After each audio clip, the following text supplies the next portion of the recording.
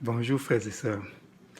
Aujourd'hui, nous allons parler d'un sujet qui met la confusion parmi les chrétiens et les divise d'une façon drastique. La grâce et le salut.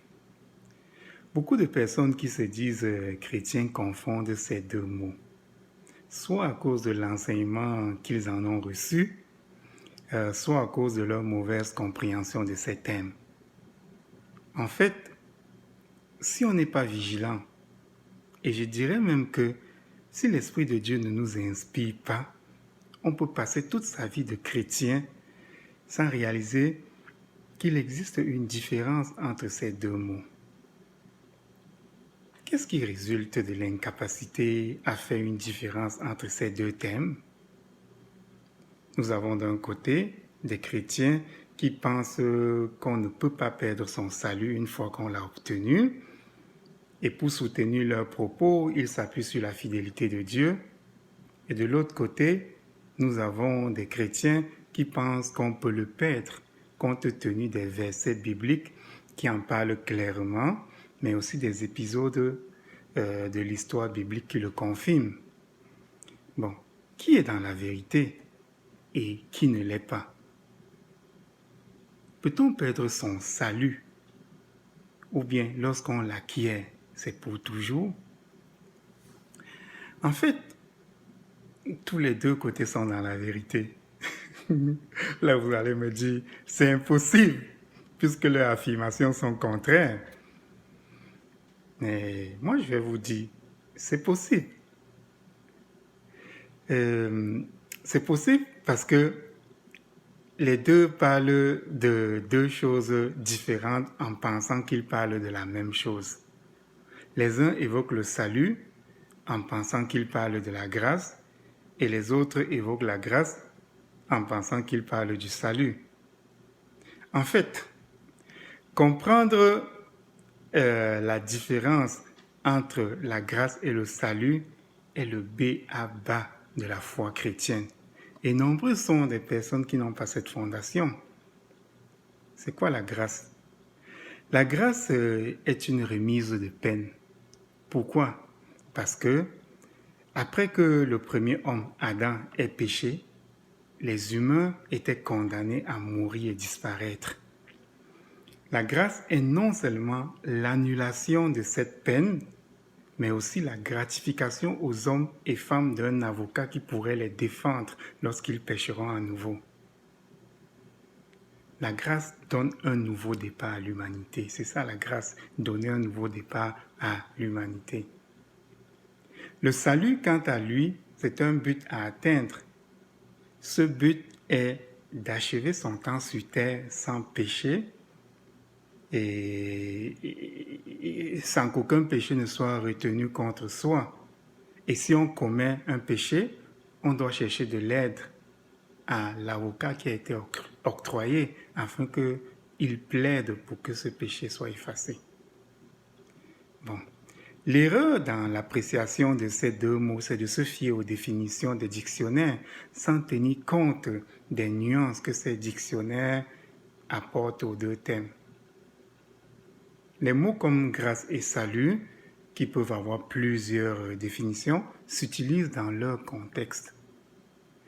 Et dans le contexte religieux, le mot salut désigne la félicité, le bonheur, tandis que la grâce sera définie comme étant une faveur imméritée, une remise de peine, mais aussi comme étant une aide divine pouvant mener une personne à son salut. Une aide divine pouvant mener une personne à son salut. Donc nous pouvons déjà voir cette différence entre les deux thèmes, en ce sens que la grâce est le moyen pour atteindre la fin. Et la fin qui est quoi? Le salut. Je vais essayer d'être plus clair en braquant les projecteurs sur une image évoquée par l'apôtre Paul. Lisons dans 1 Corinthiens au chapitre 9, les versets 24 à 27. L'apôtre Paul dit: Ne savez-vous pas que ceux qui courent dans le stade courent tous, mais qu'un seul rapporte le prix? Courez de manière à le remporter. Tous ceux qui combattent s'imposent toute espèce d'abstinence, Et ils le font pour obtenir une couronne corruptible. Mais nous le faisons pour une couronne incorruptible. Moi donc, je cours, non pas comme à l'aventure.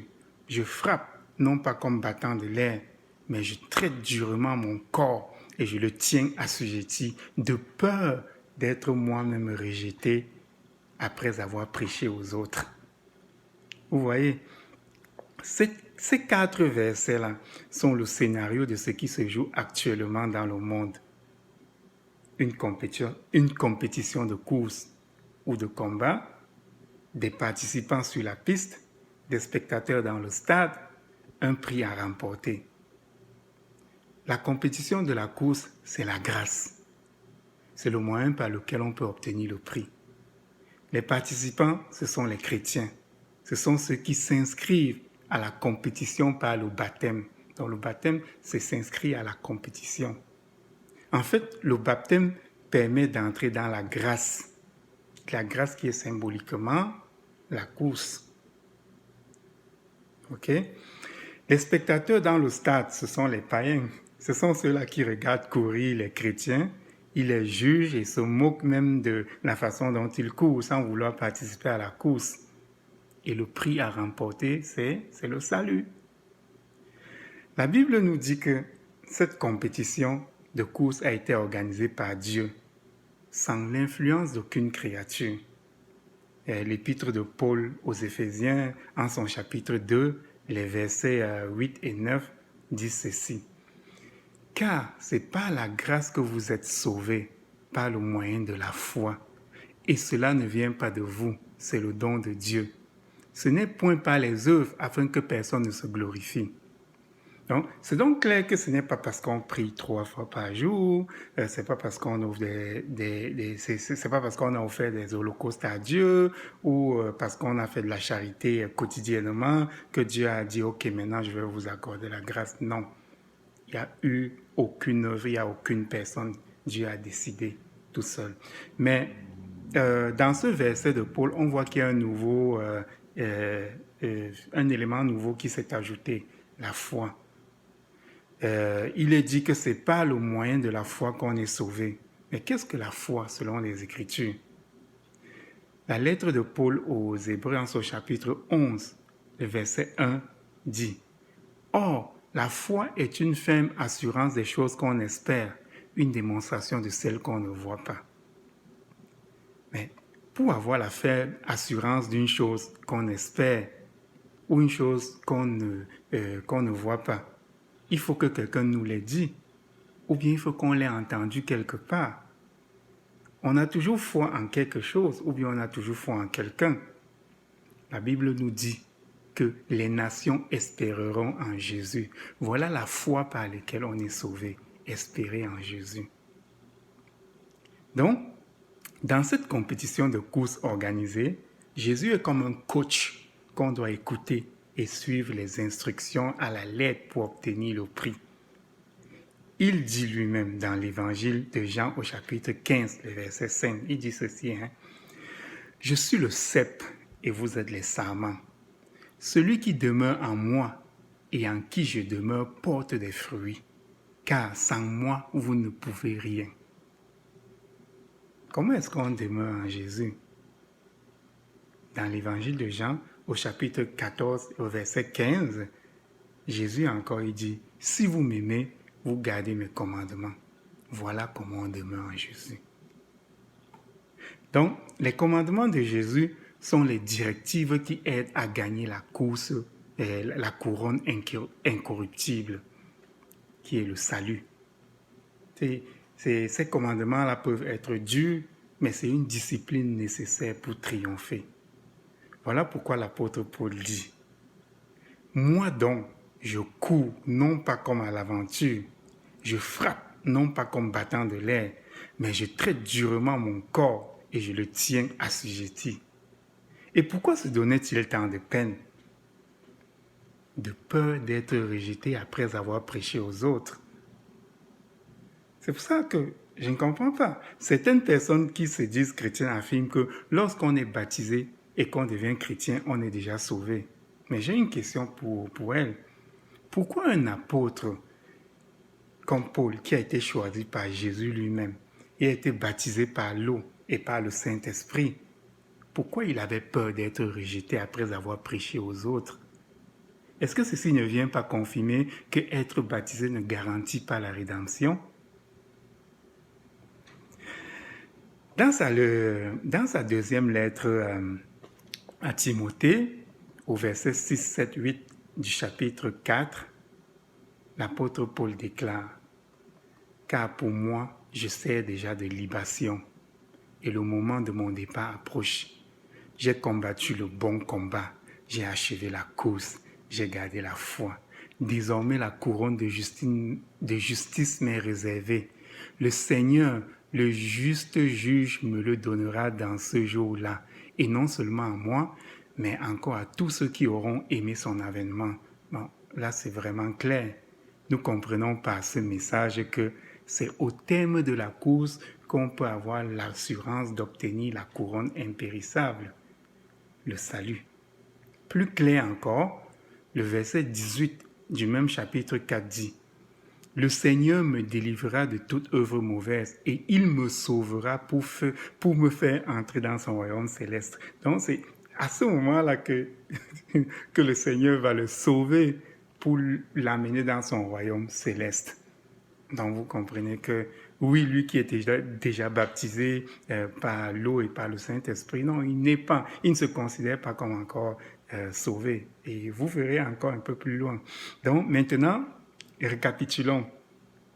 La grâce est cette compétition de course au bout de laquelle on obtient une couronne impérissable, qui est le salut. Et la foi en Jésus, qui est le coach, est cette discipline qui nous aide à gagner la couronne impérissable. Alors, quand prochainement, on va vous parler de la grâce, pensez à une compétition de course. Et quand on vous parle de la foi, pensez à la discipline qu'on adopte pour gagner la compétition. Et lorsqu'on va vous parler du salut, pensez au prix, le trophée. En conclusion donc, les chrétiens qui disent qu'on ne peut pas perdre le salut une fois qu'on l'a eu, ils ont raison. Car le salut ne peut s'obtenir qu'en fin de vie, lorsqu'on a achevé sa course. Ce qui fait réagir les autres chrétiens jusqu'à affirmer qu'on peut perdre le salut après l'avoir eu, c'est parce que les premiers confondent la grâce au salut. Car ceux-ci affirment que lorsqu'on est baptisé, on obtient déjà le salut.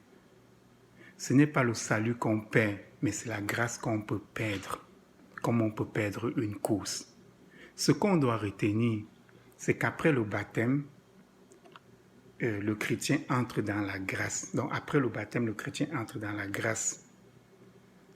Et comme on entre dans une course, la grâce, ce n'est pas la fin, mais la grâce, c'est le moyen d'atteindre la fin.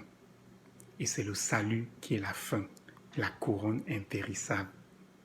On l'obtient qu'après avoir achevé sa course. Si on a l'assurance d'avoir accompli ce que l'apôtre Paul dit dans sa deuxième lettre à Timothée, au chapitre 4, les versets 7 et 8, qu'est-ce que l'apôtre Paul dit? Il dit, ça c'est en fin de vie. Il dit, j'ai combattu le bon combat, j'ai achevé la course, j'ai gardé la foi, désormais la couronne de justice m'est réservée. Le Seigneur, le juste, me le donnera dans ce jour-là, et non pas seulement à moi, mais encore à tous ceux qui auront aimé son avènement.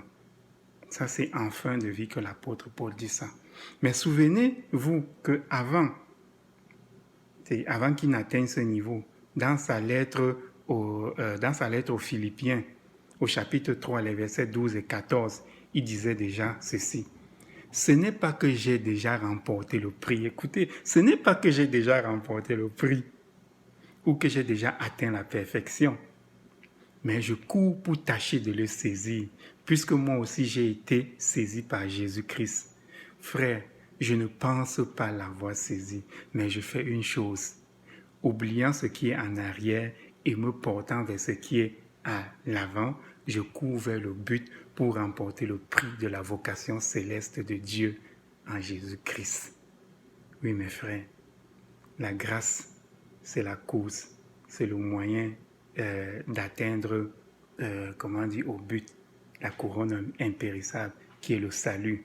Et pour nous aider dans cette course à obstacles, Dieu nous a donné la foi, Dieu nous a donné un coach qui est Jésus et qui est un avocat aussi, qui nous défend lorsqu'on pêche. Alors, j'espère vous avoir éclairé sur le sujet de la grâce et la foi. Que Dieu vous bénisse tous, mes frères et mes sœurs.